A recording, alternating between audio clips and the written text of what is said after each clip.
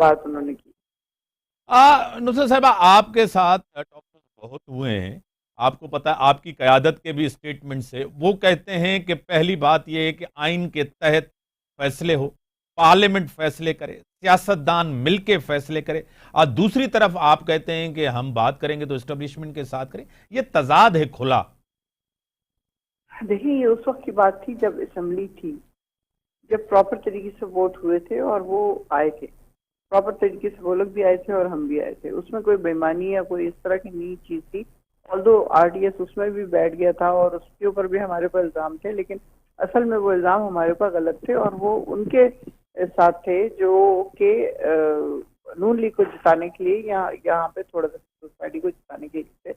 लेकिन वो एक्चुअली 6-7 जो सीटें थी पंजाब में वो नून लीग को देने के लिए आर्टिस्ट बैठी थी।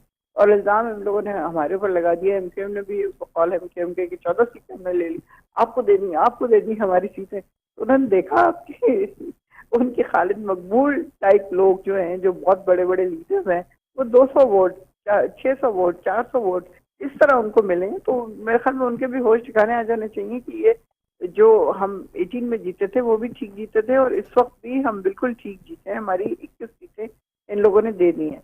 अब जब हम ये वाली बात करते थे कि सियासी पार्टियां बात करें आपस में सियासी, वो तो उस वक्त एक बिल्कुल डिफरेंट सिचुएशन थी। लेकिन इस वक्त जो सियासी लोग हैं, आप देख लें किस किस्म के लोग हैं, मुझे समझ नहीं आती कि वो जी खड़े होकर बात करते हैं जजेस के खिलाफ, और जब उनको तौहीन अदालत में बुला लिया जाता है तो बार बार माफी, बार बार माफी, बार बार माफी।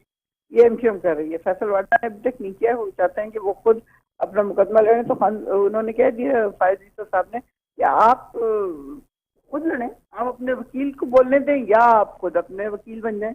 इस तरह तो बात नहीं बनेगी। तो ये वाली चीजें वहां पे होती हैं, वहां पे कहा जाता है जहाँ पे एक प्रॉपर हुकूमत हो, प्रॉपर तरीके से चल रही हो। ये सबको पता है, पूरी दुनिया को पता है।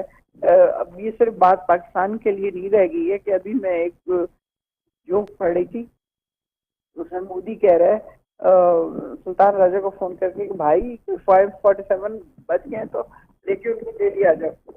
यानी हर बंदा इसका मजाक उड़ा रहा है कि किस तरह इन लोगों को जिताया गया और किस तरह इनको हुकूमत दी गई।